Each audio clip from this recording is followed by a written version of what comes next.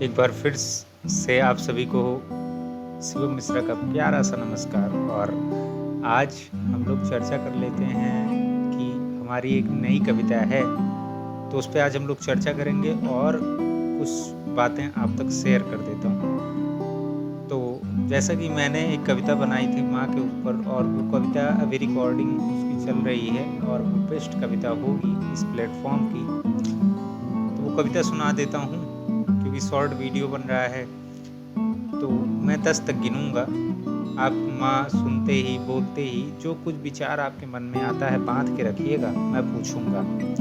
1, 2, 3, 4, 5, 6, 7, 8, 9, 9, 9। अरे हाथ काट के रख दूंगा ये नाम समझ आ जाए तो, हाथ काट के रख दूंगा ये नाम समझ आ जाए तो। कितनी दिक्कत होगी पता है माँ समझ आ जाए तो। अरे माँ माँ तो कह लोगे पर माँ सा दुख भी सहना होगा।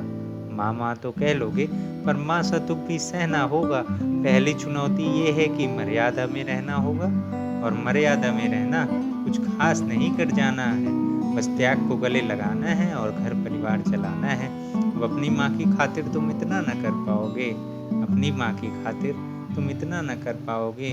उनको गाली दे करके तुम पुत्र उनके कहलाओगे। काम क्रोध के भीतर रहकर तुमको शीतल बनना होगा। माँ जी तुम्हारी छाँव में बैठे वैसा पीपल बनना होगा। बनना होगा ये सब भी और वो भी शून्य में रहकर प्यारे।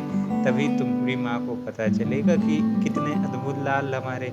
सोच रहे हो कौन हूँ मैं, सोच रहे हो कौन हूँ मैं। चलो बता ही देता हूँ, तुमने ही माँ ने ही तो नाम दिया था, मैं शिवम मिश्रा कहलाता हूँ। तो बात यहाँ तक फैल गई है, बात यहाँ तक फैल गई है कि यहाँ कुछ तो अमंगल होने को है। भरत से भारत हुए राज्य में, सुना है राम जी आने को है। सच है या फिर गलत खबर? अगर सच ही है तुम्हारे क्या कहने, क्योंकि हमने इसको सुना था कि हम सब माँ के चरणों को धोते हैं, लेकिन अब तो उल्टा चल रहा है समय। तो इसीलिए कहते हैं कि हमेशा माँ बाप की सेवा करें। और ये कविता का केवल शीर्षक था, बाकी सारी उसका सारांश अभी 5 मिनट 6 मिनट की वीडियो जाएगी, बट हम इसको शॉर्ट में 2x में डालेंगे, तो इसलिए मैं यहीं पे एंड करता हूँ। So thank you, please follow and support. अगर आपको कोई राय देनी हो आप कमेंट बॉक्स में कमेंट करिए, हम उस चीज़ का सुधार करेंगे और प्रयास करेंगे आपको अच्छे से अच्छा कंटेंट दें। धन्यवाद।